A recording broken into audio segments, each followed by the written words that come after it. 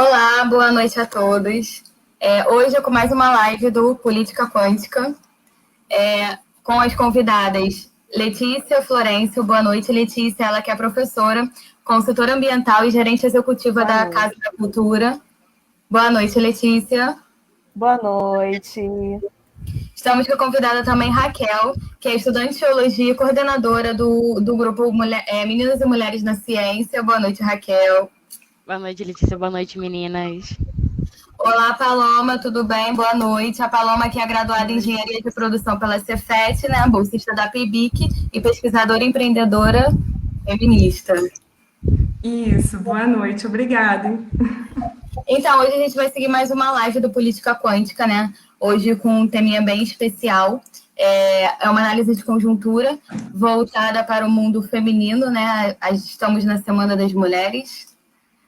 E queria não só parabenizar, né, nós por sermos mulheres e pela nossa Semana da Mulher, nossa Vida da Mulher, mas queria desejar respeito a todos nós, principalmente. Não queremos parabéns, queremos respeito. E queremos luta e queremos viver com dignidade dentro do nosso espaço e não ser nem silenciosa nem silenciada. É isso aí. E assim, seguimos. Antes disso, a gente queria botar um videozinho de apresentação, né, da nossa política quântica. E a gente vai entrar um vídeo aí. Guilherme, por favor.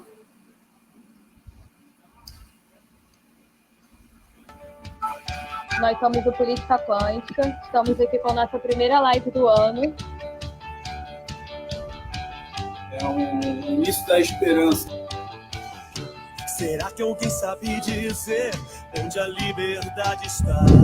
Uma questão desastrosa que a gente precisa tratar. Perguntei a meio mundo, mas ninguém pôde falar. Em verdades tão veladas, em mentiras descaradas, quando a liberdade é poder. Ele é eleito sem apresentar uma única proposta. Pra pensar e pra poder dizer. Pra você amar quem quiser. Livres é o que nós precisamos ser. Temos tanto pra sonhar, pra viver. Entre nós não há mais tempo pra se perder. O problema nunca é político, pode perceber. O problema nunca é dele. O problema é dos outros. Não, é o que a avó da Michelle tem a ver com a Michelle? Ainda mais um presidente do calibre do Bolsonaro, como bem diz o Rudá, ele sequer acredita que ganhou até hoje. Essa é uma pequena apresentação, né, de uma das lives que a gente teve aí com o Rudá, o Bob e o Eric, que também são coordenadores do grupo Política Quântica. E é a divulgação do nosso trabalho. Esses vídeos e essas lives estão divulgadas na nossa página, Política Quântica, no Instagram, e Poliquântica no Facebook. E também a gente tem um canal no YouTube chamado Política Quântica, então convido todos vocês para participar. Tá aqui, ó, aqui embaixo na tela, os nossos canais, né, nas redes sociais. E convido todos vocês a participarem e conhecerem melhor nosso grupo, que é para além das lives de quinta-feira às 9 da noite. Então, para seguir nossa live de hoje, né, que é uma análise de conjuntura mais voltada para a área feminina, somos mulheres hoje, é um prazer inenarrável tê-las aqui e participar desse momento único. E para começar a nossa análise de hoje, né, começo com uma pauta que fala, obviamente, do assunto que mais assombra, né, nossa sociedade atualmente, na verdade, o globo, né, de forma geral, que está sendo bem complicado, mas mais para nós brasileiros, que é o aumento desenfreado, né, da contaminação do coronavírus na nossa sociedade aqui brasileira, principalmente focando aqui na gente. Nós passamos dos 11 milhões de casos, né? Infelizmente, apenas 9 milhões de recuperados, né? Dentro dessa ordem de grandeza. E mais de 270 mil mortes. Sendo que o grande up dessas mortes estão acontecendo agora na segunda onda do Covid. Temos uns dados que estão sendo alarmantes. Começou na semana passada, que bateu um recorde, né, de 1.800 mortes. Depois bateu outro recorde de mais de 1.900 mortes, inclusive que passamos os Estados Unidos, que era o maior recorde de mortes por dia, né, em 24 horas. E gloriosamente passamos os Estados Unidos, infelizmente, né, com números alarmantes, chegando a mais de 2.000 mortes. Com estudos dizendo que 3.000 mortes em abril é uma coisa que pode ser viável. Letícia, pergunto para você, as políticas públicas que estão formadas aqui na nossa sociedade, como elas contribuem para esse aumento absurdo de casos de forma assim, tão alarmante? O que você acha disso? Então, mais uma vez, boa noite, Letícia, Paloma, Raquel, a todas as pessoas que estão em casa nos assistindo. Belíssimo trabalho de você aqui no Política Quântica, e muito relevante a gente estar difundindo verdadeiras informações, né?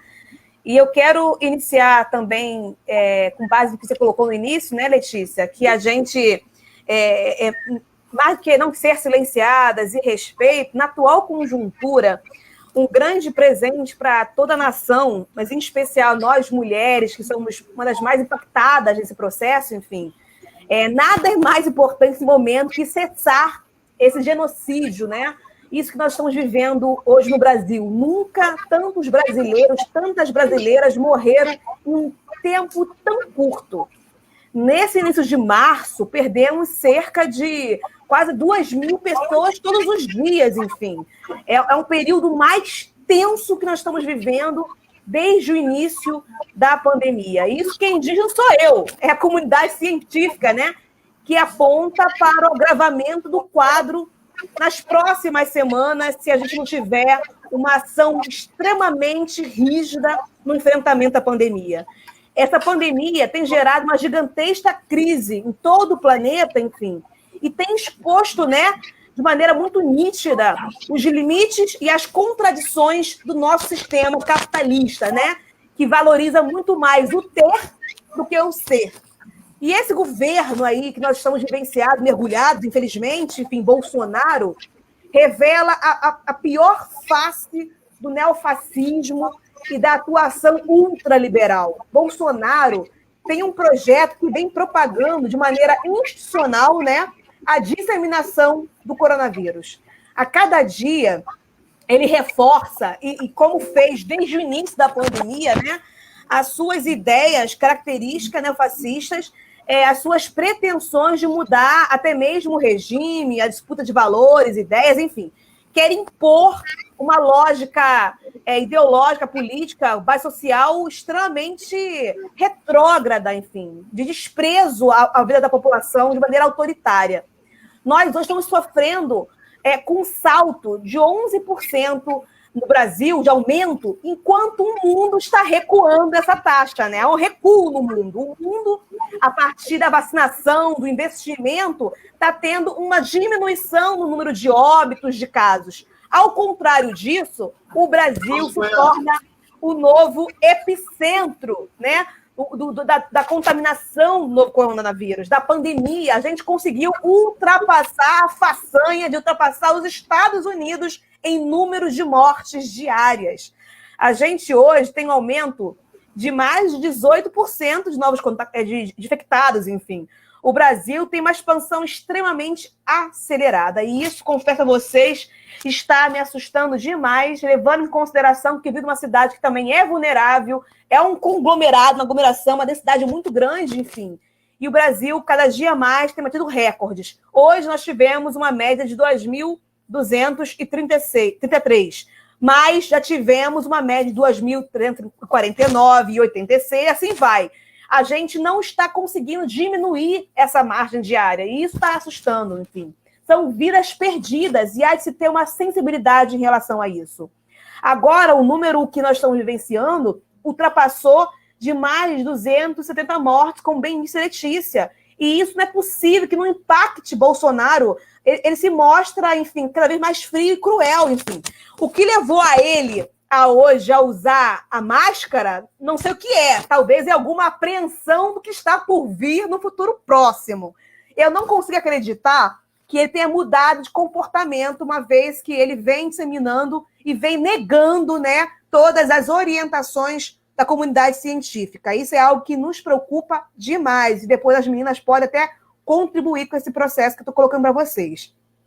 Com o aumento dos casos da Covid-19, esse novo recorde de óbitos da doença, o Brasil tem vivido hoje um descontrole no âmbito da pandemia, o que preocupa não só o país, mas também como todo mundo, enfim.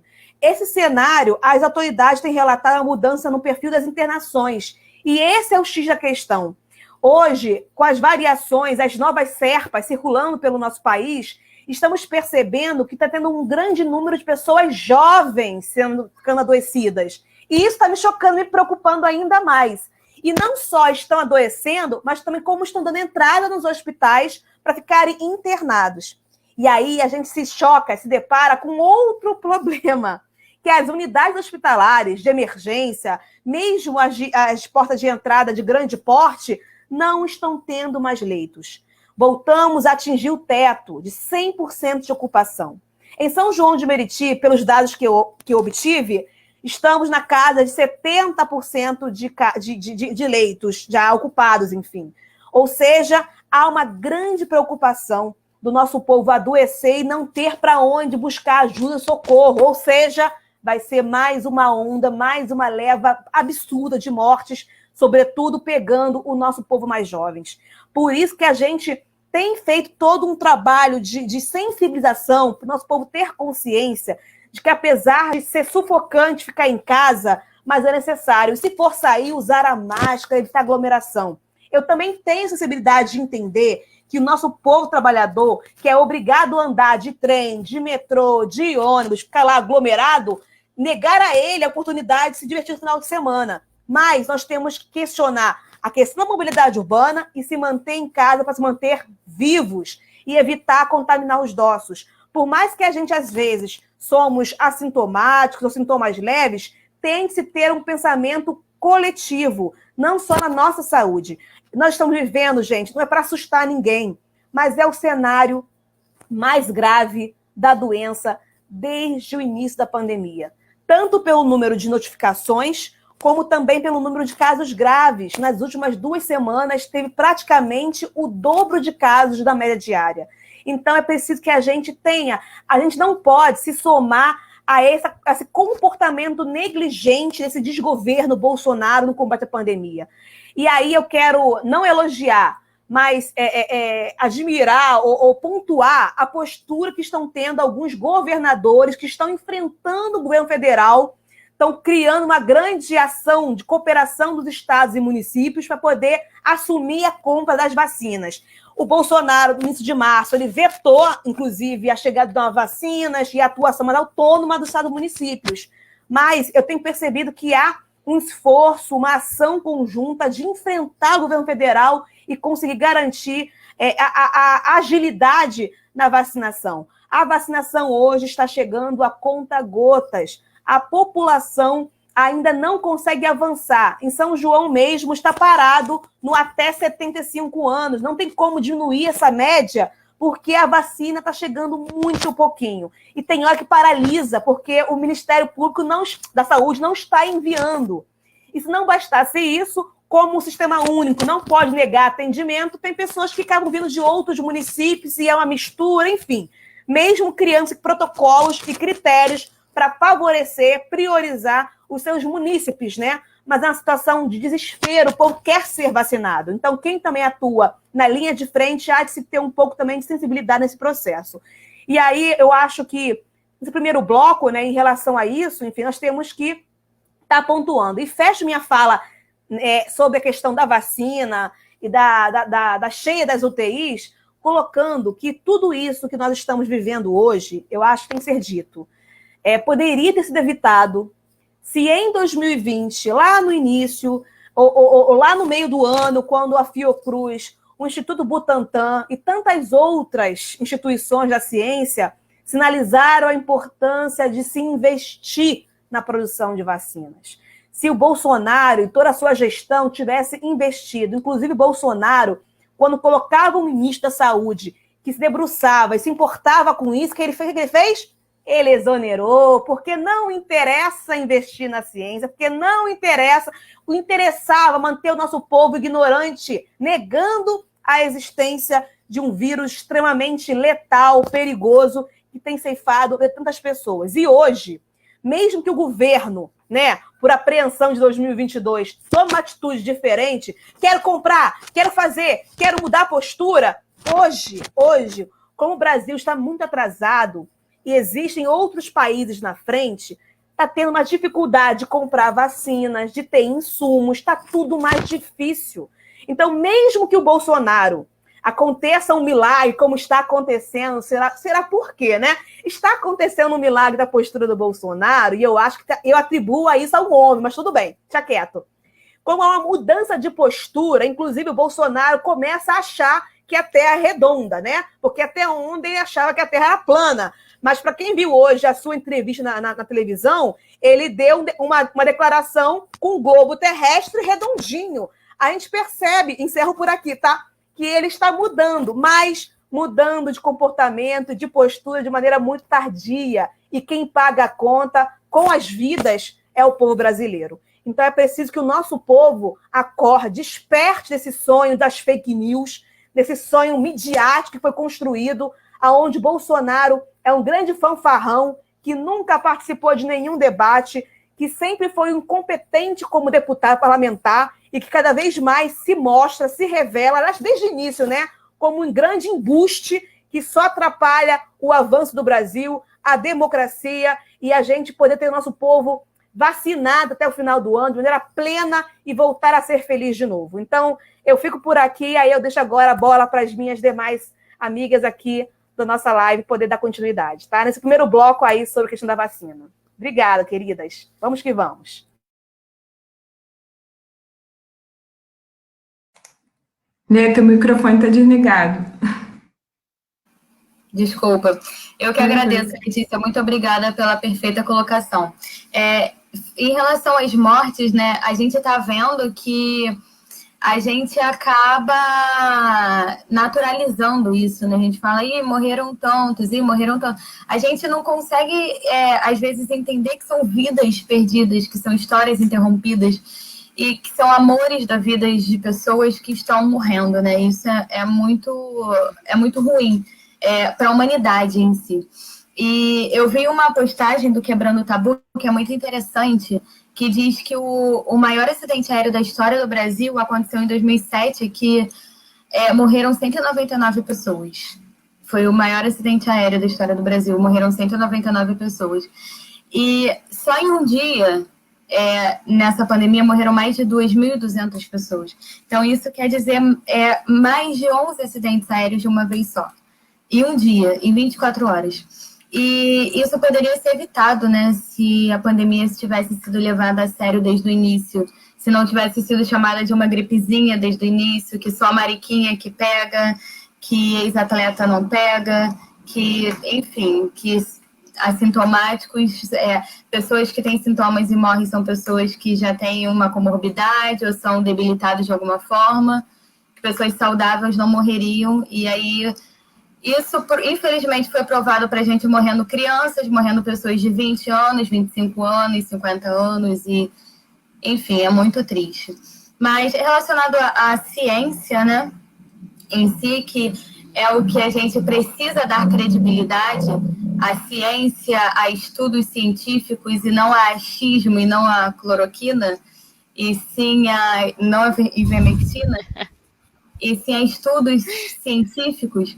E voltando para o lado, né, das mulheres, eu pergunto a Raquel. Raquel, em relação às mulheres atuando, né, não só em relação ao coronavírus agora, mas em relação às mulheres dentro da ciência, de uma forma geral, que contribuem para a evolução, né, ao combate de doenças, a evoluções genéticas e tudo mais.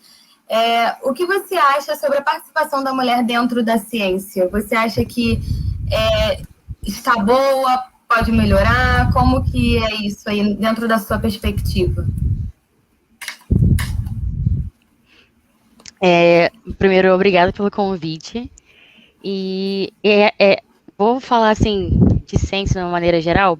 Eu sempre, quando eu estou nas minhas palestras ou falando com a galera, com alunos que eu visito escolas municipais aqui do Rio também, eu começo perguntando assim: pense em 3 cientistas. Aí eu peço para falar o nome dos cientistas. Dois cientistas no geral, né? De 98, 99% das pessoas para quem a gente pergunta respondem cientistas homens. E quando é cientista mulher, só fala da Marie Curie. Então, assim, cientista mulher praticamente não tem no vocabulário das pessoas no geral.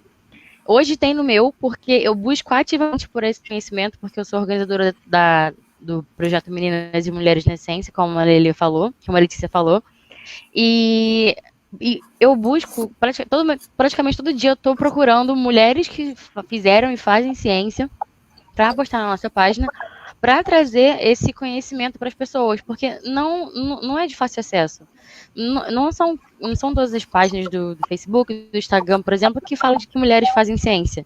Quando você fala de cientista, coloca uma foto do Einstein e acha que está de bom tamanho. E quando a gente veio para Brasil, né, falar de cenário Brasil, a coisa piora ainda mais, porque fazer ciência no Brasil já é muito difícil. E ser mulher e fazer ciência no Brasil, então, é o duplamente difícil. Para vocês terem uma ideia, a mulher que ficou famosa, digamos assim, aqui no Brasil foi a Jaqueline Góes, que ela é uma das chefes do laboratório, que é responsável pela sequenciação do primeiro genoma do genoma do vírus SARS-CoV-2, né, o coronavírus, em apenas 48 horas de trabalho. Então, assim, é um trabalho excelente, isso a gente não discorda, mas o laboratório dela tem diversas outras mulheres, e só ela ficou famosa, só o nome dela ficou, né? Então parece que ela ocupou a cota. Essa é a ideia que passa. Então, já que a gente já tem uma cientista, o resto do laboratório não interessa, as outras milhares de mulheres que tanto desenvolvem, seja vacina, seja atuando na linha de frente, já não importa mais, porque a gente já tem uma mulher cis, então não importa. Por falar em linha de frente, eu tenho aqui uns dados que eu peguei lá na CNN Brasil, que fala que as mulheres são a maioria na linha de frente do combate à Covid. Elas representam cerca de 65% dos profissionais, seja na rede pública quanto na rede privada de saúde. Então, assim, muito mais da metade dos profissionais que a gente tem atuando, que tem ali dando sangue, literalmente, para continuar salvando vidas, são mulheres. Só que, em contrapartida, as mulheres estão no menor número quando a gente fala de liderança sobre as decisões no combate à Covid, que eu peguei aqui no Globo, que é uma pesquisa feita em 17 países, que mostra que as mulheres são apenas 20% do comitê de emergência da OMS. E como é que a gente vai poder falar de luta por direitos iguais no momento que as mulheres são o maior número, né, que está lá na frente lutando pelas vidas tanto das famílias e dos pacientes, sendo que elas não estão sentadas à mesa para debater sobre isso. Porque é muito fácil falar, porque a mulher é uma guerreira, a mulher luta. Porque qual outra opção a mulher tem, a não ser ser uma guerreira e lutar? Eu, como mulher, eu adoraria ter uma vida mais simples e não ter que lutar o dobro, publicar o dobro de artigo. Eu adoraria que as mães, por exemplo, não tivessem a sua produtividade colocada à posta depois que tem filho, em concurso público, por exemplo. Porque assim que elas têm filho, elas ficam um tempo sem produzir, obviamente, porque elas têm uma criança. E esse tempo de puerpério, né, de maternidade, óbvio, elas não estão produzindo.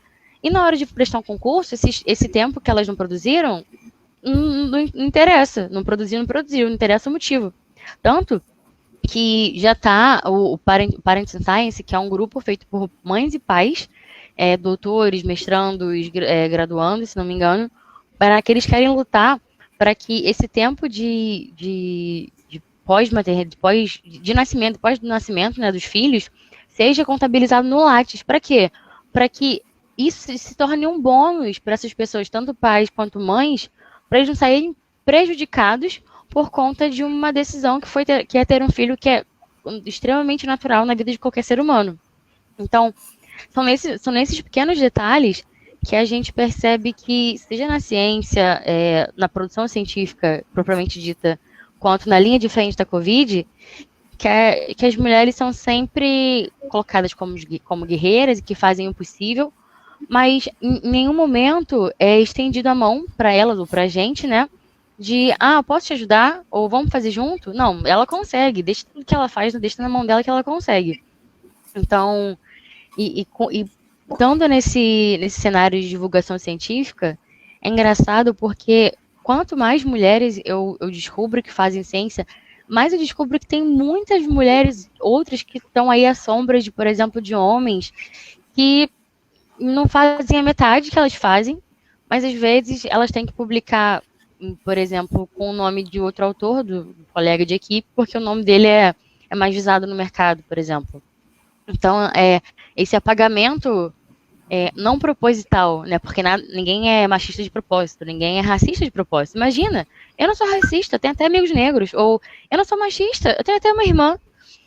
Então, são esses pequenos detalhes que vão silenciando a nossa voz. Eu gosto de falar também que em ambientes como esse que a gente tem, o espaço para a mulher falar, o espaço para a mulher debater, esse não é um espaço para dar a voz para as mulheres.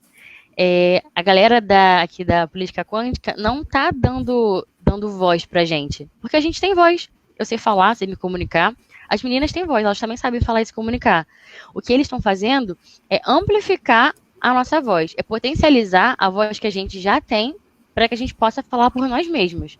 Então, são espaços como esses que a gente possa ter a autonomia de falar que são necessários, seja na ciência, seja na política, porque enquanto nós deixarmos falarem por nós, vão falar o que quiserem, vão falar o que as pessoas acham conveniente, ou que uma mulher deve fazer, ou que uma mulher deve ser, seja na ciência ou não. Então, acho que iniciativas como essa, de deixar que mulheres conduzam e debatam, são extremamente importantes. E deixar claro que não é porque a gente possa vir a ter um debate que é briga, porque muita gente, seja com mulheres ou não, mas não vou debater ciência, não vou debater política, não vou debater futebol, religião, mas o debate é necessário para que a gente consiga construir opinião, estar aberto para ouvir opiniões diferentes e sair da nossa bolha e tirar aquele preconceito de que mulheres que são fortes, mulheres que são assertivas, que têm certeza do que elas estão falando, não são grossas. Não é porque eu falo de ciência com propriedade que eu sou uma pessoa grossa. Não é porque eu vou debater e lutar pelo que eu acredito sem abaixar a cabeça para as pessoas que eu sou grossa. Então, acho que tirar esse preconceito de mulheres grossas, ao invés de mulheres assertivas e com propriedade no discurso, acho que é um próximo passo que a gente tem que dar. É isso. Exatamente, né? Raquel falou e disse tudo, externou aí todo o nosso sentimento internalizado.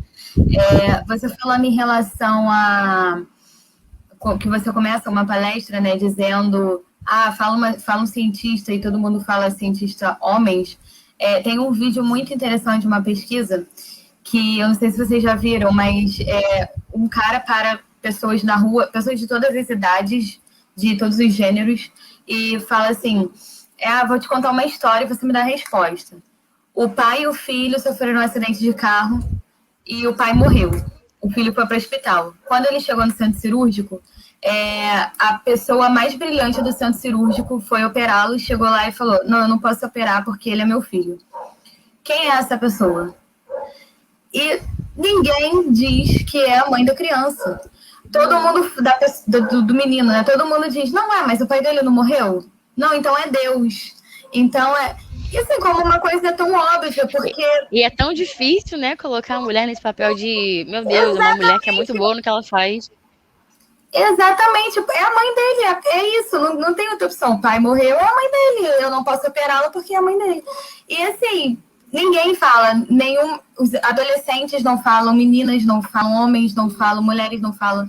Então, assim, tão internalizado na gente que... E quando o repórter fala, né, é a mãe dele, é tipo assim, é isso? A galera fica assim, ué, aí cai a ficha, sabe? Exatamente, mas era só isso? Por quê? Não pode ser isso? É tão surreal ser isso para... Sabe? Em relação também a ter, não somos grossos, temos apenas um discurso que dominamos. Muitas pessoas falam, ele é muito difícil, né? É muito difícil de se lidar. Nervosinha, porque você questiona, porque você fala, porque você não aceita. Não, porque você faz exatamente o que um homem mediano faz. Exatamente, sem tirar nem pôr. Aí, não, mas você é uma grossa. Não, aquele cara ele tem palavra. Aquele cara ele é bom no que ele fala, ele sabe do que ele fala. Ele é meu parceiro, poxa. Mas você não, você é estressadinha, nervosinha. Aí fica difícil, né, galera? Aí depois querem que a gente tenha calma. Como é que a gente tem calma numa situação dessa? Exatamente. E também, se a gente pensar, eu estava ouvindo a Raquel falando, né, sobre as mulheres estarem na linha de frente, no atendimento, mas nós também somos as mais afetadas. Toda vez que existe uma crise, os direitos das minorias são questionados, né? Vamos dizer assim, e nós ainda fazemos parte da minoria. Então, a crise financeira afeta a mulher. As mulheres ainda ganham menos do que os homens. Se a gente fizer recorte racial aqui, as mulheres negras, pretas, ainda recebem menos ainda, tem menor oportunidade de estudo, de trabalho. Então, eu acho que se a gente pensar agora no cenário atual, mulheres estão sofrendo, por estar em casa também, as que estão fazendo a quarentena, né? O índice de violência na China, quando começou, já aumentou. Então, tenho certeza que em outros países, e aqui também aumentou, a gente tem essa ciência. O trabalho, quando a gente fala no acúmulo de funções de mulheres, pense nessas médicas que têm filhos ou enfermeiras, né, que recebem um pouco menos, em alguns casos, que têm filhos, que têm pais, que dependem delas, dependem do cuidado, ou seja, elas estão cuidando no trabalho, estão cuidando em casa. E também, fazendo uma reflexão em relação à gestão, hoje em dia, quando a gente pensa em uma das melhores gestões, graças a Deus, vem à nossa mente uma mulher, que é a presidente da Nova Zelândia. Isso também é um marco, é importante a gente comemorar, celebrar a parte da política também para fazer pressão em relação ao auxílio emergencial. O auxílio emergencial não é à toa que mulheres tiveram direito, mães, né, tiveram direito a receber diferente de outros cidadãos. Existe um motivo para isso, depois vai ser melhor explicado, melhor explorado, mas é importante a gente pensar também em programas de renda básica universal, programas de distribuição de renda, porque hoje em dia a maior parte dos lares brasileiros são comandados e chefiados por mulheres e mulheres pretas. Então, quando a gente fala de distribuição de renda, a gente está falando de levantar o país inteiro, mas através de mulheres. Porque são essas mulheres que estão educando seus filhos, são essas mulheres que vão financiar a educação, em alguns casos, que vão cuidar de parentes idosos, que vão cuidar de pessoas da família que necessitam. São essas mulheres que estão movimentando a nossa sociedade. E a gente não olha para isso, a gente está olhando um Estado totalmente genocida, totalmente voltado ainda ao homem. Quando a gente olha uma foto de qualquer reunião que ocorre em Brasília, a gente vê muito homem. A gente vê muito homem de certa idade, muito homem branco. Nada contra, não me levem a mal. Tenho até amigos que são. Exato. Mas é triste você ser a maioria, como a Letícia Florencio citou antes, e não se ver representada. Lógico que existem vários recortes que têm que ser dados, a gente está falando enquanto mulher cis, heterossexual, enfim, né? A gente não está falando por todas as mulheres.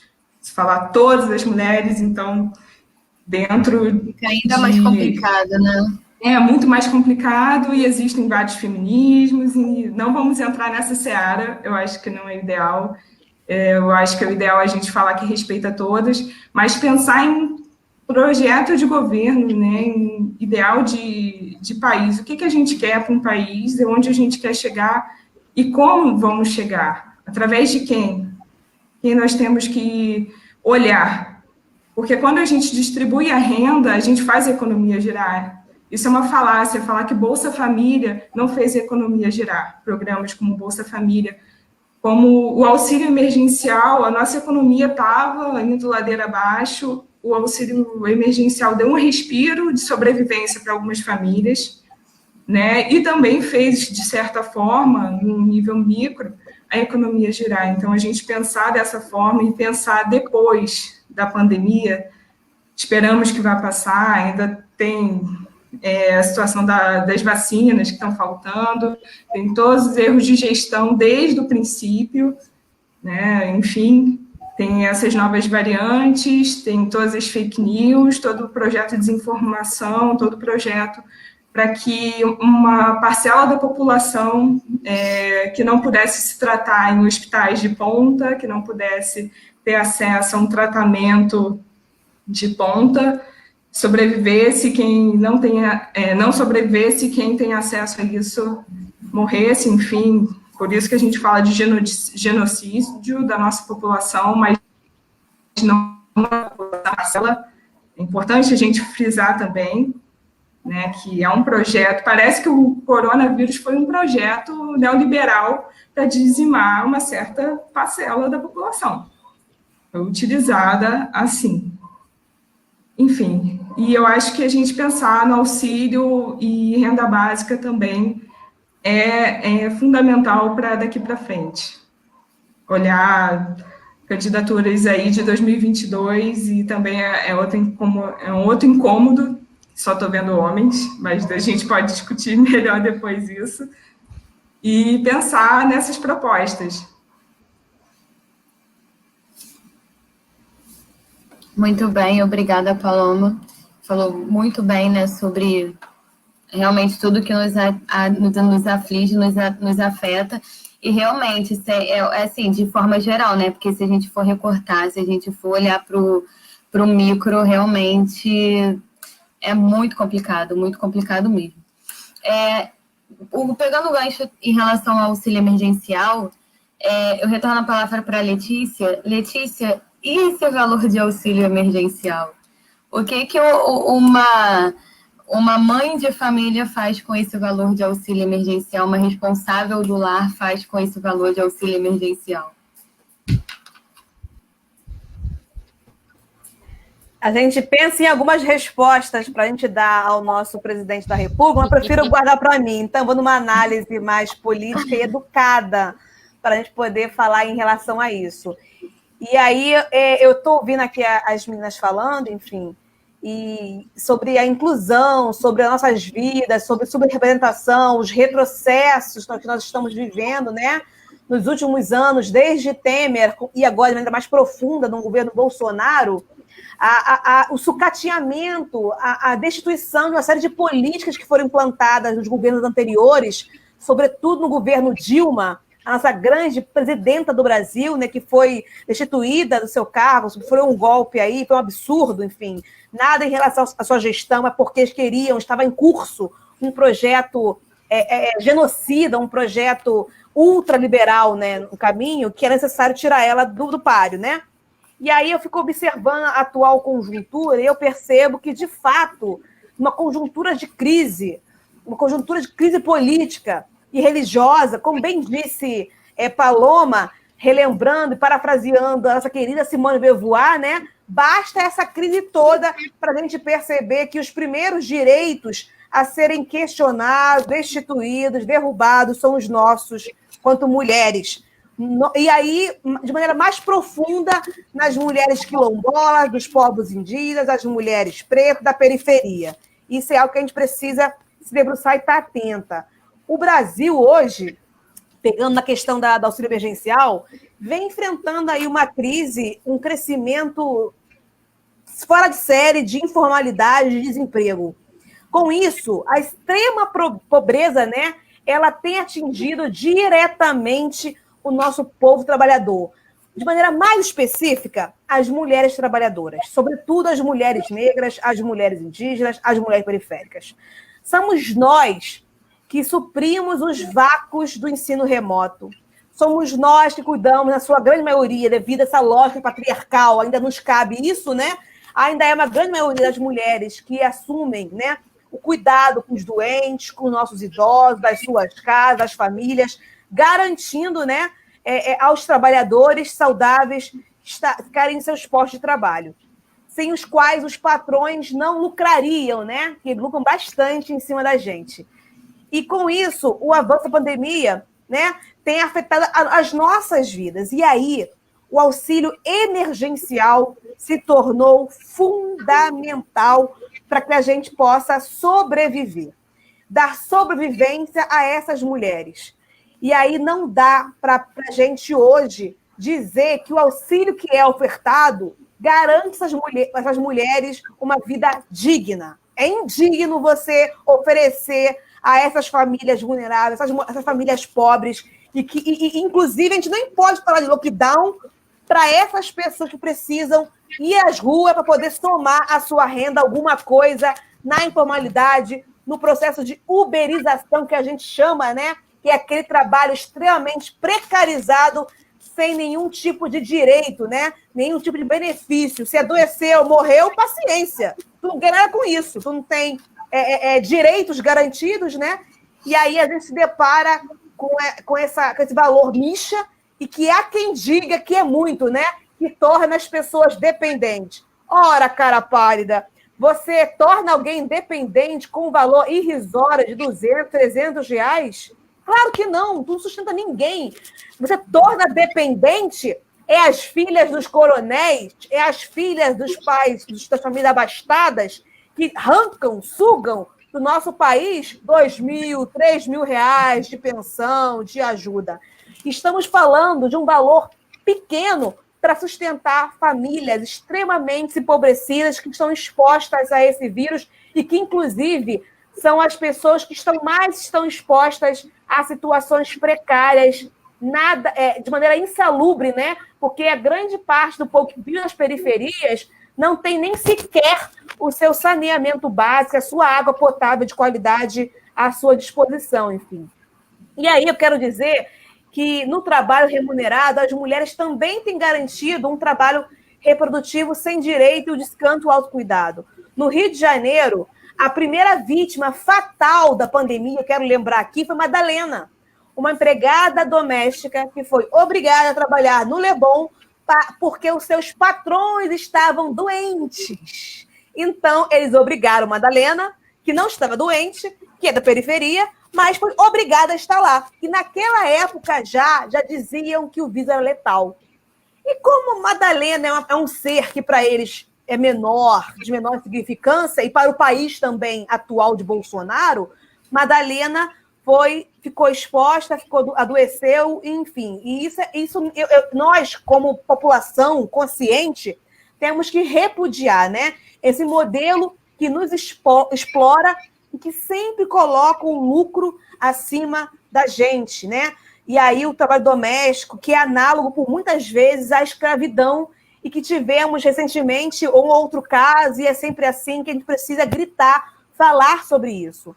E se não bastasse isso, se não bastasse o sucateamento das políticas de investimento a nós mulheres, se não bastasse os ataques e aumento das violações de direitos, a exposição que nós sofremos no isolamento, sendo muitas obrigadas a conviverem com seus agressores, isso aumentou demais, escancarou, explodiu o número de violências domésticas. Se não bastasse tudo isso, a ONU, na segunda-feira agora, ela propôs um documento, uma declaração, onde participaram mais de 60 países para marcar o nosso dia, né, internacional de luta. E aí, a ONU chama a responsabilidade dos gestores nacionais para assinar um documento, uma carta-compromisso, né, dizendo que tem um compromisso que se refere à saúde das mulheres, à vida delas. E quando fala saúde, vai desde a saúde mental, a física, a emocional, a uma saúde plena, né? A sua liberdade de viver, de existir com dignidade. E aí o Brasil de Bolsonaro, pasmem vocês, se não bastasse tudo, se recusa, não assina, não adere a esse documento, está de fora. O Brasil, ele se junta aos países mais retrógrados e ultraconservadores, né? Polônia ficou de fora, a Hungria, além dos países que têm um histórico e um agravamento de denúncia de violações de direitos humanos, como o Egito, a Arábia Saudita, a Rússia, a China. Eu trago isso para a gente perceber o quanto que a atual conjuntura está difícil para nós mulheres. E aí, negar a nós um direito básico, mínimo, que é o auxílio emergencial, é desumano. Nós queremos viver. Nós, mulheres trabalhadoras, somos as maiores vítimas, somos as que estamos mais expostas. Tomando a fala de Paloma e de Raquel e Letícia, é isso. Nós, mulheres, temos que, inclusive, diante desse cenário, assumir ainda mais as trincheiras de luta e querer participar não só da luta popular, mas também de participação política, de se candidatar, de se lançar, de disputar, porque isso também é fruto da subrepresentação.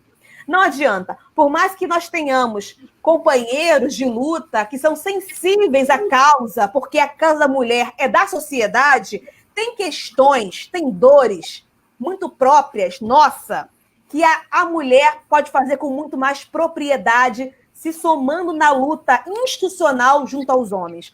Não podemos continuar a sermos subrepresentadas. Muitos dos nossos direitos só vão avançar quando tivermos no parlamento, lá no Senado, na presidência da República, mulheres compondo a questão institucional junto aos homens. E homens sensíveis, tá? Fora Bolsonaro, fora esse governo que aí está, precisamos avançar nas políticas que garantem os nossos direitos como seres humanos, como mulheres plenas em liberdades, um Estado democrático de direitos mais inclusivo. É isso. Muito bom, Letícia. E assim, como a Paloma havia falado, quando a gente olha uma reunião, né, de lá em Brasília, são homens e são homens. E só. E assim, representatividade zero. E quando tem representatividade, era com a Damares, por exemplo, que representava o quê pra gente? Nada, né? Porque é bom a gente focar nisso. A gente precisa ter representatividade, mas representatividade que some. Não uma representatividade para dizer que tem uma pessoa ali. Não. Nós temos que ter representatividade que some, que caminhe junto com a gente, que agregue os nossos direitos. Não que fique apegado a moralismo, a conservadorismo, a religiosidade. Não, nós somos um país laico. E cada um faz o que acha que está dentro da sua conjuntura, né, de forma geral. Eu queria comentar, né, sobre o seu livro, Letícia, que está aí atrás, chamado Feminismo, eu não consigo ver o autor. Márcia Tiburi, filósofa feminista maravilhosa, um livro que eu super recomendo. Nosso Feminismo em Comum, tá? É muito bom para todas, todes e todos. É um livro voltado para toda a sociedade, não só para as mulheres, para compreender o que é esse movimento filosófico, político, social, que luta para que nós, mulheres, tenhamos igualdade de condições de direitos sociais. Né? Nós somos humanamente diferentes dos homens, mas eu acho que no que tange a questão social, devemos ser iguais, com igualdade de condições, para poder compreender e desmistificar o povo que distorce a nossa luta, dizendo que a gente quer acabar com os homens. Isso não é verdade. A gente quer apenas avançar para que tenhamos uma sociedade mais inclusiva e muito mais justa. E, Letícia, parabéns por ter reforçado que também não basta ser mulher. Como o machismo está impregnado nas estruturas da sociedade, tenhamos ter mulheres emancipadas, né? Que se propõem a pensar uma nova sociedade, incluindo as mulheres no processo político também de participação. É isso. Perfeito. Ó, fica a dica aí da leitura, né? Eu queria dar uma pausa, não, só fazer um adendo aqui. As pessoas que estão participando, né, nos comentários, o Léo Piu Piu, que colocou boa noite, Léo. Obrigada pela participação, que colocou parabéns a todas as guerreiras que lutam dia a dia por igualdade de gênero, por espaço. Infelizmente, vivemos em um retrocesso generalizado. É muito agravado na questão de gênero. Parabéns às mulheres que estão nessa luta. Boa noite também para o Rudá, que está aqui. Parabéns a todas.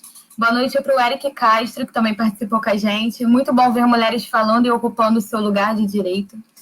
Boa noite, Guilherme Castro, que está aqui também. Não tenho nem roupa para uma live dessas.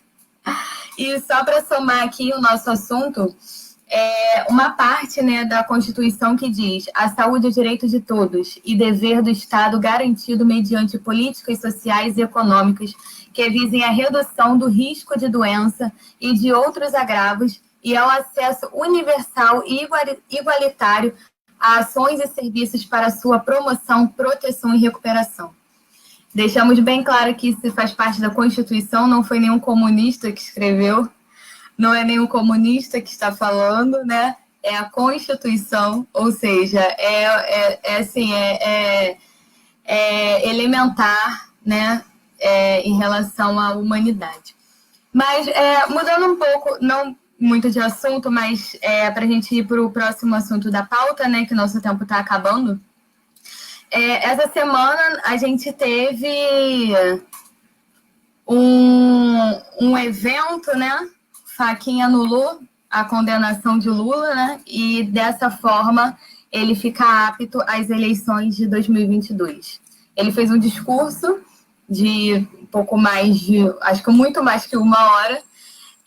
Não falou, né, que vai vir para candidato, mas está elegível, né? Então a gente começa a ver um cenário se montando.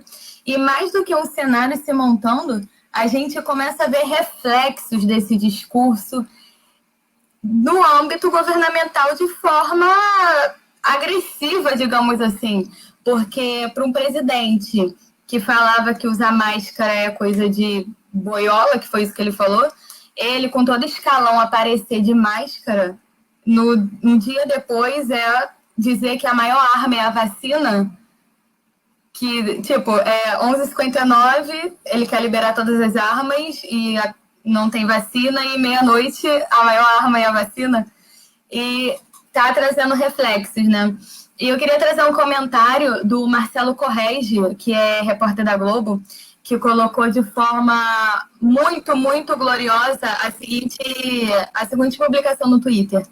O flerte com a sanidade e o chamado de urgência não vieram após a primeira, a milésima ou a 200ª, 70ª milésima vida perdida. Vieram após um discurso de um adversário político. O que isso quer dizer? Ele não está preocupado com você, se preocupa com o seu voto. Acorde. E é exatamente isso.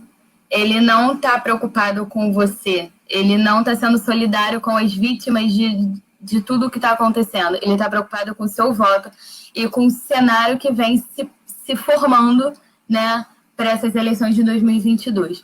E como a Paloma falou, né, sobre uma foto lá de Brasília que só tem homens, o que você acha desse cenário de 2022 que vem se formando, Paloma? Você acha que tem mulheres inseridas? Como é que está essa situação? Eu acho que é interessante a gente voltar um pouquinho também. Você citou a Damares. Nós, às vezes, somos utilizadas como totem de causa, né? Olha, tem uma mulher aqui na minha equipe. E não é só no cenário político, no cenário, vamos dizer assim, empresarial também existe. Isso tem acontecido com uma certa frequência. Estamos aumentando o número de mulheres, mas em qual cargo? Em qual situação? Em qual poder de ação? Eu acho que vencemos muitos desafios, temos muitas mulheres agora, muitas, se a gente olhar o número geral, né, de cargos a serem ocupados, ainda temos muitos homens brancos engravatados lá, Porém, em vista do que era antes, estamos avançando. É importante também, né, a gente não ficar só no pessimismo. Estamos avançando, isso é ótimo. Não só mulheres, mas outras minorias também estão avançando. Porém, quando a gente pensa no cenário da eleição de 2022, já falaram de Moro, Haddad, já falaram do Luciano Huck, temos Bolsonaro, temos o Ciro e todos homens. Agora temos Lula, e, lógico, vai ser uma peça fundamental se ele se candidatar, mas se a gente pensar no cenário de 2018, o Lula não estava elegível. E tínhamos mulheres que tinham disputado. Temos mulheres que estão aí tentando juntar capital político há bastante tempo na política. Temos mulheres. E não vi ninguém pegando nenhum partido ou outra instituição, vamos falar assim, bem abrangente, se preocupando em preparar alguém para ser candidata à presidência. O meu sonho, sério, eu tenho um sonho, vamos lá, vamos parafrasear outra pessoa, o Martin Luther King. O meu sonho é uma candidatura à presidência só com mulheres, com grandes candidatas. Eu acredito que no nosso país tem, se a gente olhar bem, se a gente buscar e se a gente incentivar financeiramente, porque uma eleição não se constrói só com sonhos e palavras bonitas, a gente precisa de marketing. Se a gente olhar como foi feita a campanha do Boulos, é um belo exemplo de uma campanha sendo feita com pouco recurso, muito marketing, muitas redes sociais sendo utilizadas para o bem, né? Não só para fake news, que chega, sendo utilizada para o bem. Importante citar também isso. Mas é um grande sonho. Olhar, nossa, tenho só mulher para votar, e isso não gerar estranheza. Porque ainda gera estranheza, a gente ainda utiliza figuras femininas em grandes destaques, né, como uma figura a ser ridicularizada, e a gente não discute as ideias, a gente ataca a pessoa. Se a gente pensar, por exemplo, nos adesivos que foram colocados nos carros quando a Dilma era presidente, onde se abastecia, ou o fato dela ter sido xingada, ou o tanto que a gente ridiculariza, às vezes, a Marina. Figuras vão aparecendo, a Heloísa Helena também me ocorreu. São figuras que a gente, às vezes, nem ouve o que elas têm a dizer, as ideias. Eu falo a gente, população, não a gente que estamos aqui. Mas o fato da gente ridicularizar ainda essas figuras é muito triste.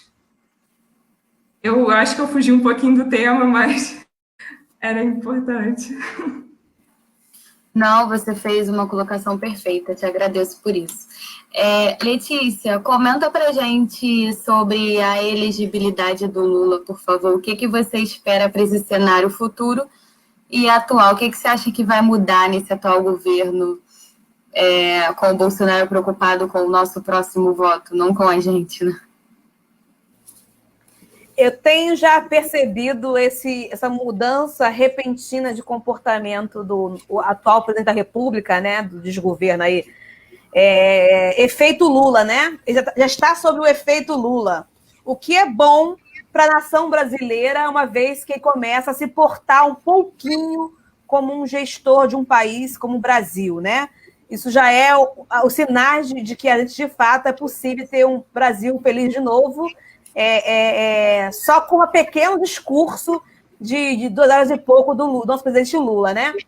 E aí eu quero colocar aqui a decisão do Luiz Fachin, Edson Fachin, né, de anular todos os processos contra o ex-presidente Lula, né, nosso queridíssimo Luiz Inácio Lula da Silva, em relação àquela injustiça cometida lá no Paraná, no âmbito da Lava Jato, sacudiu aí demais o nosso tabuleiro político do Brasil, né?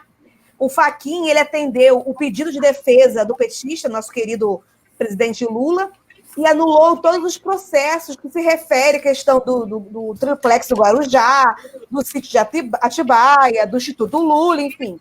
É uma pena que chegou de maneira tardia, né? Porque talvez tivesse vindo a gente, com antecedência, a gente não estivesse sofrendo e tendo esse genocida aí ocupando o cargo na presidência da República.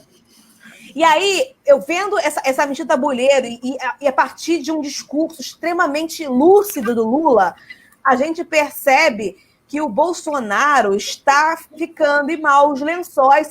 O Lula não se lança, mas já há um clamor popular, inclusive se voltou a fomentar uma polarização no Brasil. Algumas comparações descabidas, diga-se passagem, que eu quero colocar aqui, que Bolsonaro não é o oposto de Lula, Lula não é o oposto de Bolsonaro, porque Lula não é extremista, tá? E eu acho de uma má fé quando alguém utiliza dizendo que o Lula vai polarizar, porque o Lula é a extrema esquerda. Isso não é verdade. Se tem alguém que é articulador, um cara político que se abre ao diálogo, inclusive beneficiou não só a classe mais pobre, como também a classe mais abastada. Nunca na história do país os empresários ficaram tão ricos com as suas empresas em alta rotatividade como no governo Lula. Então, isso não é verdade. Eu estava lendo outro dia um texto do Sakamoto, né, falando que essa comparação ignora, né, entre muitas coisas, um discurso ações que Bolsonaro vem tomando nos últimos tempos, de fazer discurso em frente ao quartel-general, manifestação pedindo o fechamento do STF, falando, os seus filhos e ele falando sobre a retomada do AI-5, o Bolsonaro, ele o tempo todo dá a entender que está querendo impor uma nova ditadura no país. Algumas pessoas de má fé colocam o Lula, às vezes, como um radical de extrema-esquerda, convenhamos, ele nunca foi, entendeu? Muito pelo contrário, às vezes até sofreu crítica da própria esquerda por justamente ser um conciliador, uma pessoa que dialoga, entendeu? Se a própria esquerda o questiona, não é bem verdade essa falácia que colocam aí que o Lula é o extremo. Tentam criar isso para tentar, de alguma maneira, beneficiar o Bolsonaro, enfim. Mas a verdade é que o Bolsonaro está em maus lençóis, sobretudo porque a gente está vivendo uma semana de luta das mulheres, de visibilidade nossa, né? E aí a gente percebe que a gente tem visto uma série de retrocessos em relação à vida das mulheres, num estado em que a violência doméstica só aumenta. O Bolsonaro propõe, há pouco tempo agora, a flexibilização do porte de armas, o que torna o nosso lugar, né, o nosso lar, num medo, numa submissão, aonde, a qualquer momento, a gente pode perceber que pode ser mortas. E a gente está numa conjuntura de 70% de aumento nos casos de feminicídio. Estamos vivendo no último Atlas da violência, aonde nós vivenciamos aí mais de 4.000 estupros diários em todo o Brasil. Então, isso não é brincadeira. Bolsonaro está em maus lençóis. E aí, Lula, tendo a sua anulação do seu processo, ainda está em curso, né? Que ainda é um processo lento, vai ser avaliado por todo o Supremo, enfim. Mas ele, estando apto, será de um agrado a toda a nação brasileira saber que tem alguém no páreo que pode fazer frente ao Bolsonaro, porque na última pesquisa também saiu dizendo que a pessoa que pode enfrentar e derrotar Bolsonaro no possível segundo turno, essa pessoa se chama Luiz Inácio Lula da Silva. Não que o Haddad, não que o Boulos, a Manuela não tenha competência de gerir muito bem esse país, mas um clamor popular, pela sua atuação, pela sua oratória maravilhosa, que já está, inclusive, promovendo milagres. Eu costumo dizer que o Lula agora, essa semana, está operando milagres. Ele operou o milagre da terra redonda, da terra achatada redonda, não mais plana, operou o milagre do uso da máscara por Bolsonaro, operou o milagre do investimento, de querer investir agora na vacinação. Então, se ele opera um milagre sem ser presidente da República, imagina ele voltando a gerir esse país, né? Colocar o nosso país de novo na rota do desenvolvimento, derrubando candidaturas possíveis da direita, da extrema-direita. Não só derrubar Bolsonaro, mas derrubar Dórias da vida, Luciano Huck da vida, que é um fanfarrão, diga-se de passagem, Mandetas. Ciro Gomes é outro fanfarrão que só está me decepcionando, além de passar uma estada em Paris, naquele período turbulento das eleições do segundo turno. Ele agora, cada vez mais, tem se mostrado um homem medíocre, mediano, que, inclusive, na Semana da Mulher, faz crítica misógina à nossa presidenta Dilma Rousseff. Então, esse, para mim, está fora do páreo mesmo. Então, eu acredito que a gente precisa estar colocando essa questão à tona. E aí eu encerro dizendo que, para nós, foi muito bom ter o Lula com seus direitos devolvidos. A gente volta a acreditar no Estado democrático de direito, apesar de toda sacanagem é o termo, né? Toda a sacanagem que ele sofreu, todo o cerco midiático, toda aquela manipulação pelo pato lá de Curitiba, que é o Moro, né? Que inclusive é um fanfarrão que está fugido, se escondendo, mas que tem que ser muito bem julgado e condenado para que isso nunca mais se repita, para que todos os juristas, todo o nosso povo perceba que não dá para se brincar com a justiça. E nós sempre avisamos que não é possível que alguém seja condenado, todo um processo grande tenha sido analisado em tão curto tempo. Eles tinham pressa de prender o Lula para impedir que ele seja candidato e elegeram o Bolsonaro. O que a direita não sabia é que o Bolsonaro não só ia ser ruim para a esquerda, mas como também seria ruim para os empresários, para a direita, e aí estão arrependidos, tentando se somar num grande bloco para derrubar. Mas não adianta. O único capaz de derrubar essa onda ultraconservadora, genocida, essa única pessoa que é capaz de reunir o nosso povo para poder derrubar esse genocida da República, se chama Luiz Inácio Lula da Silva. Eu acho que é importantíssimo a gente ter colocado isso. É isso. Obrigada, Letícia. Infelizmente, a gente está chegando ao nosso final, né? Já temos 1h05 de live. Eu queria pedir, por favor, para vocês fazerem os seus discursos finais. Antes disso, eu dou boa noite também para Vitória Florencio, que está aqui, estou arrepiadíssima com a live. Emocionante demais, não tem estruturas. E depois ela colocou que o Lula deu uma aula, né, de como ser líder, o discurso fez um efeito milagroso. E sobre as colocações da Letícia, ela falou que é a perfeita colocação. Boa noite também para Beatriz Gomes, que deu boa noite para a gente, falou que e nos parabenizou pela nossa iniciativa. Muito obrigada, Beatriz. Então é isso, a gente vai chegando no final. Peço que vocês se despeçam, né? Façam o apanhado final da apresentação de vocês. Agradeço muito, muito mesmo, pela participação, pelo convite, por aceitar o nosso convite, e deixo aqui aberto o convite para outras lives, tá? Estou muito honrada de estar aqui mediando uma live só com mulheres, e de muito conteúdo, de muito conteúdo mesmo, não assuntos superficiais, mas assim, os assuntos acabam não se aprofundando tanto por causa do tempo, né? Foi que a Paloma falou, não podemos fazer tantos recortes, senão também a gente acaba se perdendo dentro da linha de raciocínio, mas com muito conteúdo, com muito fundamento, fico muito feliz de estar aqui. Então, Paloma, por favor.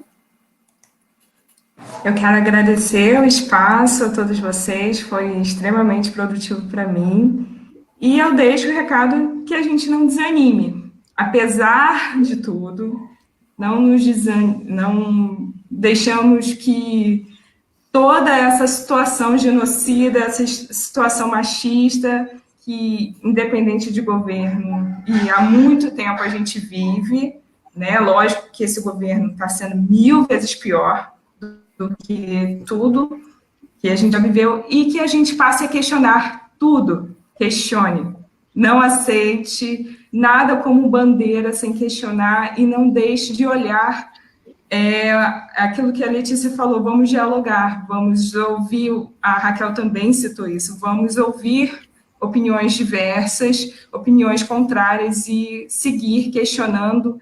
Não tem problema nenhum a gente estar errado, não tem problema nenhum a gente acreditar em algo que é equivocado. O problema é a gente simplesmente aceitar certas verdades e seguir reproduzindo. E é isso. Muito obrigada, Paloma. Raquel, por favor. Eu queria agradecer a galera da Política Quântica por ter convidado a gente para esse debate, para essa conversa aqui hoje. E eu queria falar para as meninas e para as mulheres que estão assistindo a gente, que vão assistir a gente, que lutem pelo seu espaço de direito e tenham a certeza de que as oportunidades vão chegando à medida que a gente vai se qualificando para elas. Então, se chegar para você uma oferta de mestrado, uma oferta de trabalho, uma oferta de estágio, ofertas que tenham a acrescentar na sua vida, aceite. Porque muitas das vezes a gente não se acha 100% competente para uma vaga ou para uma oportunidade e a gente não aceita, então um homem que tem muito menos qualificação que a gente vai lá e aceita a vaga dele. Então, mas a vaga só pediu inglês fluente, mas o meu inglês é intermediário. Se candidata, o máximo, não você já tem. O máximo que você vai conseguir é a vaga de emprego. Então, deixem um pouquinho, quando eu falo deixem, é para mim também, tô falando para mim também, tá, gente? Que a gente possa deixar essa síndrome do impostor um pouco de lado, de ficar se questionando as nossas conquistas, porque a gente é muito capaz, sim. A gente estuda muito, a gente corre muito atrás. Então, tudo que chega pra gente é por mérito, é por merecimento. Então, fiquem felizes e honrem as pequenas conquistas, porque nós somos muito merecedoras de todas elas, e que a gente possa se encontrar, aí agora eu falo assim, não só nós aqui no grupo, mas as mulheres em si, que a gente possa se encontrar não só em datas comemorativas, porque, gente, em março, o tanto de live que eu já fiz, hoje é dia 11 ainda, o tanto de live que eu já fiz e eu tenho pra fazer nesse mês, tá assim, não tá no gibi. É muita coisa. Mas acaba março, cadê que chama a mulher pra falar de alguma coisa? Cadê que chama a mulher pra debater política? Mas assim, não é uma crítica pontual, é todo mundo. Isso é muito natural já. Não, março a gente chama a mulher pra falar de tudo, falar de ciência, falar de feminismo, falar de lugar de fala. Mas acabou março? Não, já foi. Já falaram muito, ano que vem a gente chama vocês de novo. Então, ocupem os espaços. Chamarem para falar, vai falar. Mas que nem a Letícia me chamou. Ela me chamou para vir falar aqui hoje. Raquel, vamos falar com a gente sobre Covid, sobre ciência, sobre o que você quiser. Aí eu pensei, caraca, o que eu vou falar? Mas eu pensei, na hora eu descubro, eu trago aqui algumas coisas de ciência, que é o que eu domino, e lá eu vou conversar com as meninas e a gente vai construindo o assunto. Por quê? Porque a minha presença num espaço como esse, já é um diferencial e já é um espelho para muita gente. Então, ocupem espaços. Se o convite chegou para você, como o da Letícia chegou para mim, até o começo da live eu estava assim, gente, o que eu vou falar? O que eu estou fazendo aqui? E foi ótimo, foi uma experiência muito boa. Então participem. Honrem o lugar de vocês e busquem por ele. Também não fiquem só sentadas esperando a oportunidade aparecer, porque muitas das vezes ela não aparece. Então, corram atrás de vocês e se preparem para quando a oportunidade chegar, vocês estarem preparadas. É isso. Muito obrigada, Raquel. Simplesmente apaixonada pelo seu discurso. Estou até emocionada um pouco. É muito importante isso em relação a datas comemorativas, né? Só fazendo um adendo, dia 8 de março foi o dia que mais prenderam, na Polícia Civil, mais prendeu homens agressores de mulheres. Mas a gente não quer que eles sejam presos só no dia 8 de março e sejam soltos no dia 9 de março, ou estejam soltos no dia 7 de março. A gente quer que eles sejam presos, que eles sejam condenados, que eles paguem por o que eles fazem todos os dias, porque nós sofremos todos os dias. E nós somos caladas todos os dias, silenciadas todos os dias, e não temos que aceitar isso. E é muito importante a gente ressaltar também que a gente não está aqui apontando o que a mulher tem que ser, não. Mas eu quero ser dona de casa, eu quero construir minha família, eu quero ser do lar. Perfeito. A gente está aqui para proteger você, para lutar por você e para lutar por aquela também que não quer ser dona do lar, que não quer ser mãe de família, que não quer ter filhos, e é normal também. Isso é inerente à mulher também. A gente está lutando para acabar o estereotipo da mulher, para acabar o padrão, para acabar tudo isso. A gente não é contra as pessoas que querem fazer o que elas querem. Na verdade, a gente está lutando para as mulheres serem livres e fazerem sim o que elas querem, mesmo que seja sendo mães de família, sendo do lar, ou sendo grandes cientistas e empresárias, empreendedoras e tudo mais. Isso é importante deixar bem claro. Letícia, por favor. É isso, excelente, meninas. Tem uma coisa que mulher pode, é poder. A mulher pode tudo, o tempo todo, ela quiser. E todos os dias da vida. E, de fato, é como bem pontuou Letícia, Raquel, Paloma, enfim. A nossa luta é todo dia e nós, mulheres, temos uma grande capacidade de articular ideias e discorrer sobre diferentes assuntos. Não só sobre nossas vidas, nossas dores, nossos corpos, nossas liberdades, mas também de analisar, como fizemos hoje aqui, a questão política, estrutural, a questão da Covid, da ciência, enfim. E quando a gente pensa também, se debruça a pensar a vida das mulheres, não só no mês de março, que aqui é um mês que a gente dá maior visibilidade, mas a nossa luta sempre. A gente também se propõe a pensar toda uma estrutura da sociedade, porque se as mulheres estão bem, você não tenha dúvida que todo o resto da sociedade está bem também. E é muito importante a gente pontuar isso. E eu quero agradecer demais aqui ao convite também de toda a equipe da Política Quântica, a mediação maravilhosa e sensível da Letícia, quando conduziu muito bem esse processo. Foi um prazer trocar uma bola, experiência e aprendizado com Paloma e Raquel, tá? Nós somos eternas aprendizes, né? E é muito bom essa troca. A gente oferece conhecimento, a gente absorve conhecimento, a gente acaba se desenvolvendo e evoluindo ainda mais. E eu quero dizer a todas as mulheres que estão em casa, além de agradecer, muito obrigada aqui pela participação, a turma que está em casa assistindo, que enviar suas mensagens, mas dizer a vocês que não deixem de lutar. A gente só dá falta da nossa voz quando realmente tentam silenciá-la. Então, a gente tem que ousar, falar, se colocar.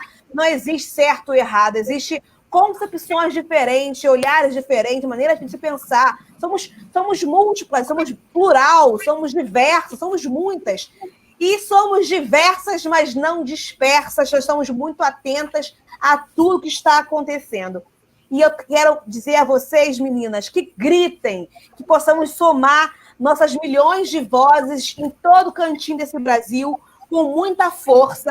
Nós precisamos tirar Bolsonaro e seu governo genocida do poder para construir alternativas de vida, recuperar a democracia, colocar o cuidado e a vida digna no centro da política.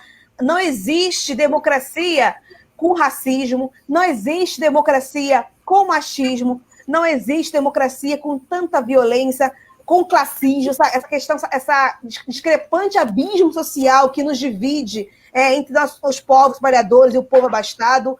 E a democracia ela não é real para todas nós enquanto não pudermos decidir sobre a nossa autonomia, sobre os nossos corpos, territórios e as nossas vidas. Sigamos lutando, e aí eu quero fechar citando Rosa de Luxemburgo, né? Que possamos continuar lutando por um mundo onde sejamos socialmente iguais, humanamente diferentes e totalmente livres. Livres para ousar, livres para sermos felizes, e é isso, tá? Muito obrigada pelo convite, grande beijo, espero ter contribuído com esse debate.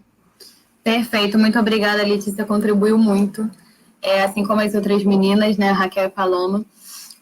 Eu queria apresentar para vocês, né, nossa coordenação do Política Quântica, que é formada por mim, Letícia Celita, eu sou coordenadora do Política Quântica, junto com a Vitória Florencio, que também é coordenadora da Política Quântica, o Guilherme Castro, que está aqui por trás desse vídeo, botando essas letrinhas aqui embaixo, botando o nosso nome, mudando a gente de tela, enfim. O cara da mídia que ele está super empolgado, trazendo uma novidade a cada live. Muito obrigada, Guilherme. Ele entra às 5 da tarde, fica vidrado para preparar tudo, para ficar melhor audiovisual possível. Muito obrigada também o Bob, que é coordenador do nosso grupo Política Quântica, o Léo Piu-Piu, o Rudá Lemos e o Eric Castro, né? Juntos nós formamos o Política Quântica. Eu queria convidar vocês a conhecer de forma mais íntima a gente. Nós temos um grupo, né, no WhatsApp. Política Quântica nasceu num grupo do WhatsApp chamado Política Quântica. A gente deixa o link também disponibilizado para entrar no grupo. O Instagram é @Política Quântica, tá aqui embaixo. O Twitter é @Política Quântica. O YouTube, a página do YouTube é Política Quântica. E a gente tem um canal no Spotify que se chama Vozes do Ramal, né? Que é esqueci o nome que se fala, gente. É um podcast chamado Vozes do Ramal, que é infinitamente interessante. A gente está com vários projetos de coluna, enfim. Agradeço muito a vocês, agradeço muito toda a coordenação do Política Quântica que luta diariamente para isso aqui dar certo. Agradeço mais uma vez a Letícia, que é a coordenadora da Casa da Cultura, que só que eu me entendo por gente, eu tenho 25 anos da Casa da Cultura, acho que tem um pouco mais que isso, que está sempre aqui na Praça da Bandeira, né, em São João. 30 anos, Letícia. 30 anos aqui fazendo a diferença. Oficialmente 30 anos, oficiosa um pouco mais. Aí, fazendo aqui a diferença, né, culturalmente aqui para a nossa população. E a gente também tem a Política Quântica tem uma parceria com a Casa da Cultura e com o Instituto Cândido Mendes, que também é um projeto social que, enfim, pode conhecer tudo dentro das nossas páginas. Agradeço muito, muito mesmo. E até a próxima. Letícia, posso só fazer um convite? Por favor. Sábado de manhã, 9 horas, tem um coletivo chamado Resiste Meriti, que é uma resistência do campo progressista na cidade também, que se soma a essa luta do Política Quântica, enfim, que vai realizar uma bandeirada pontual, bem curtinha, de 9 às 10, para evitar aglomeração, mas uma bandeirada pela vida das mulheres, gritando aí fora Bolsonaro, fora governo conservadores, vem vacina, auxílio emergencial digno. É sábado agora, 9 horas, na Praça da Matriz. Obrigada, tá, amor? Perfeito, muito obrigada, gente. Tchau, tchau. Uma boa noite. Obrigada por nos acompanhar até aqui. E muito obrigada mais uma vez. Espero uma próxima live com essas mesmas carinhas e com carinhas novas e diferentes. E por lutadoras e guerreiras como a gente. Muito obrigada. Beijo.